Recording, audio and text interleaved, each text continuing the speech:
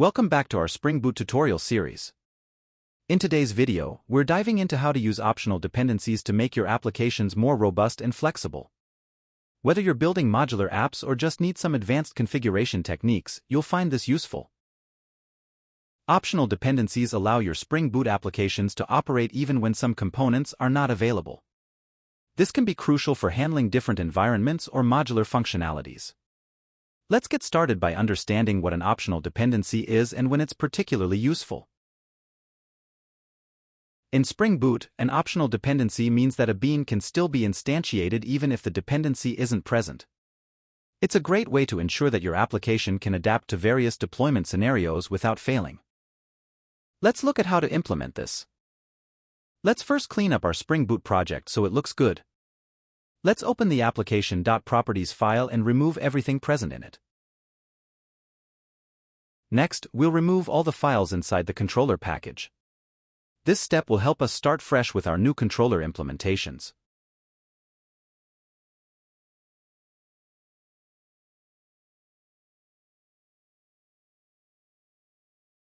Let's now clean up our service directory. We will remove all service interfaces and their corresponding implementation classes, except for greeting service and greeting service impl.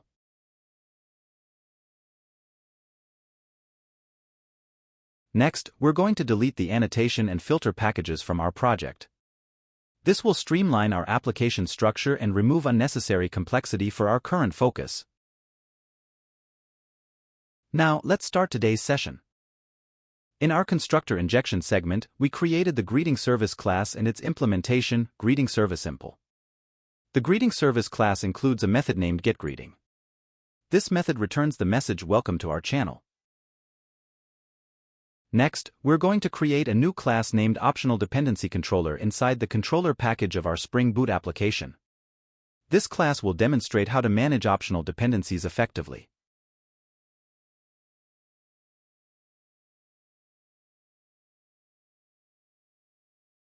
Now, let's annotate our new class Optional Dependency Controller with the @REST-controller annotation. Next, inside our Optional Dependency Controller class, we'll define a variable for the greeting service. This variable will be used to access the greeting functionality that our service provides. Now, let's define a method called getGreeting in our Optional Dependency Controller. This method will call the getGreeting method from our greeting service and return the response. Now, let's annotate our getGreeting method with a getMapping to define the URL path at which this method will be accessible. We'll set the path to optional/dependency/greeting.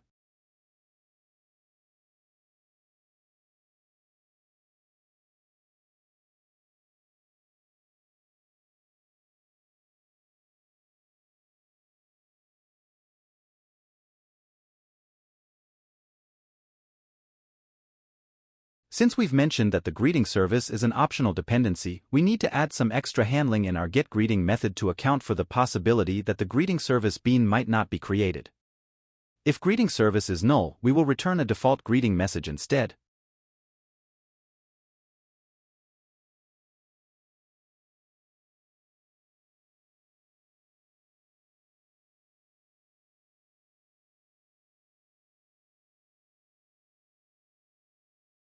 Now, let's define a setter method for injecting the dependency into greeting service and use the @autowired annotation with this setter method to manage our dependency injection.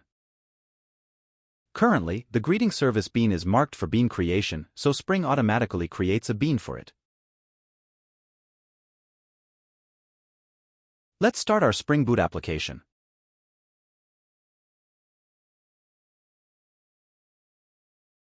Our Spring Boot application has successfully started on port 8080. Open your web browser and type localhost 8080/optional/dependency/greeting into the address bar. Then, press Enter to see the response from our application.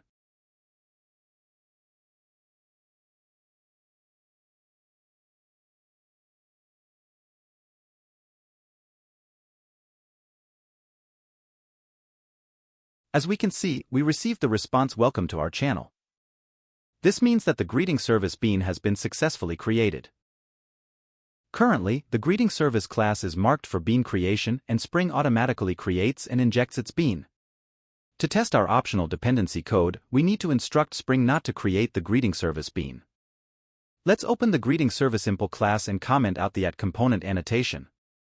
By doing this, Spring will no longer automatically create a bean for this class. Now that we've updated the greeting service impl class, we need to restart our Spring Boot application to see the effects of our changes.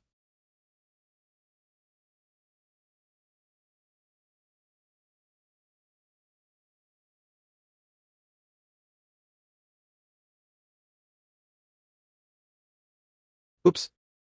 It looks like our Spring Boot application did not start successfully this time. The error message indicates that the greeting service bean is required in the optional dependency controller class, but it was not found. This happened because we commented out the @component annotation on the greeting service impl class, preventing Spring from automatically creating the bean. Spring does not automatically recognize if a dependency is optional. We need to explicitly tell Spring, hey, this is an optional dependency, so you don't need to worry if you can't find this bean.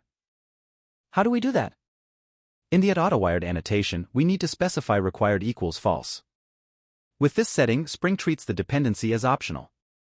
If Spring cannot find the dependency and required is false, then Spring won't worry about it, allowing the server to start up successfully. Let's start our Spring Boot application.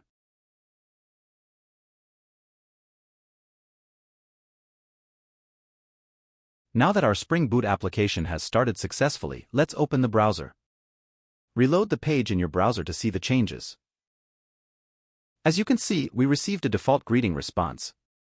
This indicates that the bean was not created, validating that our code is functioning as intended. If a dependency is optional, we can inform Spring about it. Spring will then allow server startup even if the dependency is not found. Another approach is using Java's optional.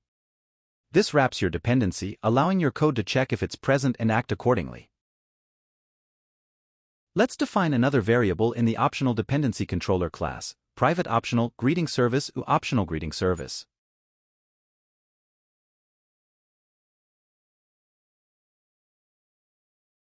Next, in our optional dependency controller class, we will define the setter method for dependency injection and annotate it with @autowired.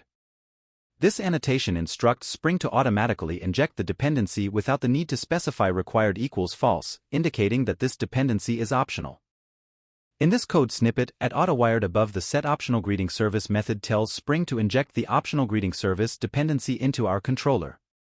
Since the dependency is of type optional, Spring recognizes it as optional by default, simplifying our configuration without the need for additional annotations or attributes. Next, let's copy the getGreeting method and paste it just below it to expose another REST API endpoint.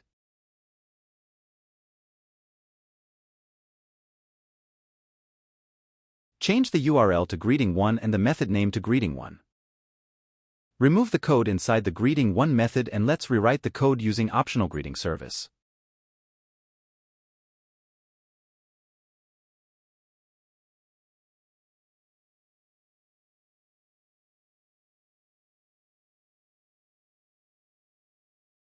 This code segment utilizes Java's optional class to handle potentially absent values. The optional greeting service variable represents an optional container that may or may not hold a value of type greeting service. The .map greeting getGreeting part of the code is a transformation operation applied to the optional value. It invokes the getGreeting method of the greeting class on the value inside optional greeting service if it exists.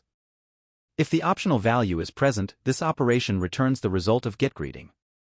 However, if the optional value is empty, meaning optional greeting service does not contain a value, the or else default greeting1 part specifies the default value to return, which in this case is default greeting1. Next, start the Spring Boot application.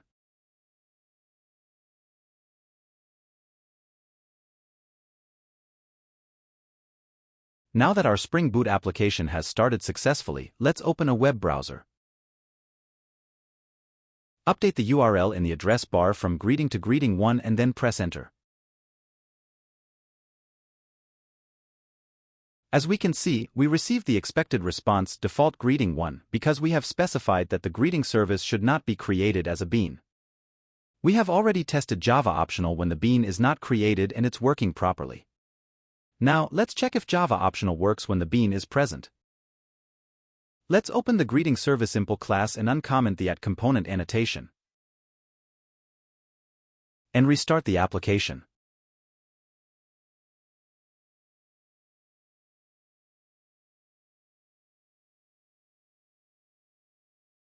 Now that our Spring Boot application has started successfully, let's open a web browser. Reload the page in the web browser to see the changes. As we can see, we received the response "Welcome to our channel" from the controller, which means the getGreeting method in greeting service impl is called. This indicates that it's working properly. Using optional dependencies is not only about handling absent beans but also about designing your application for flexibility and resilience. However, remember to handle the cases where these dependencies are missing to avoid null pointer exceptions or other runtime issues. That wraps up our look at optional dependencies in Spring Boot. With these techniques, you can build applications that are both scalable and robust, ready to handle any environment or configuration. Don't forget to like, subscribe, and hit the notification bell to stay updated with more tutorials like this. Have questions or want to see more on a specific topic? Drop a comment below.